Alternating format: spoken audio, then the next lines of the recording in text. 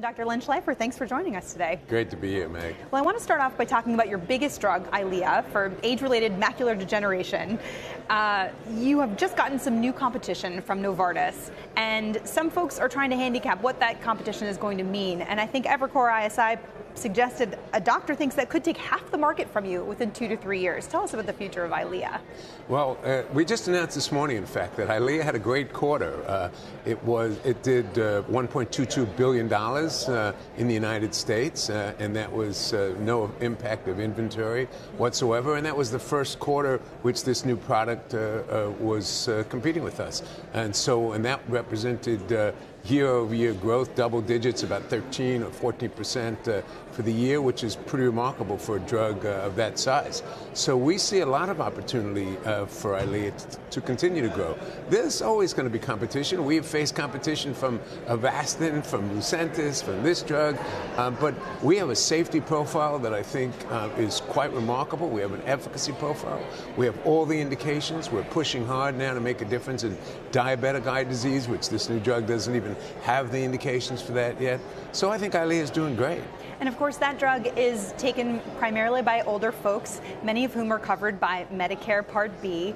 And the Trump administration has talked a lot about changing the way those drugs are paid for and even tying them to prices in other countries under a paradigm it calls the International Pricing Index. Do you expect that to become implemented? They've been talking about it for a long time, and what would that do to your business? Yeah, so I think a lot of these plans that have been circulating around, coming and going, are symptomatic that there is a problem out there. This is the United States. Seniors have to be able to afford their drugs, and they have to be able to get the drugs that can prevent them from going blind. There's just no two ways about it. And we've taken the step in the 7 years. We have not raised the price of this drug once. So there are solutions which we hope are market-based. We're in favor of some of the solutions that might be coming out of Washington. There was a compromise bill that came out of the Senate committee when the Democrats and the Republicans can agree on something. That probably means it's pretty good. And that was limited seniors out of pocket to a few $1,000s for the year, period, for their drugs. Something like that is the kind of thing we need to do. But we don't believe that some of the more radical solutions will take hold. So Regeneron is also competing in the immuno-oncology space, where companies like Merck and Bristol Myers have a massive lead. But you are announcing that you could be getting on the market potentially sometime soon in lung cancer, which is the huge market there. Tell us about that path forward, and how do you catch up?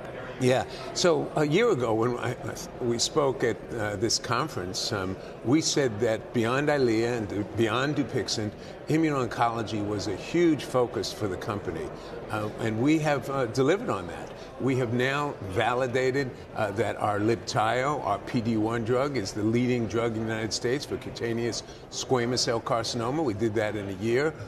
We've got very interesting data on the monotherapy study you referred to in lung cancer, and will be, in terms of the objective response rate, we hope that that response rate will translate into a survival benefit, and we'll be taking interim look during 2020, during this year, and if that's positive, we hope we can be able to file and compete. But beyond even one thing, we think this immuno-oncology field is a matter of having a whole portfolio approach.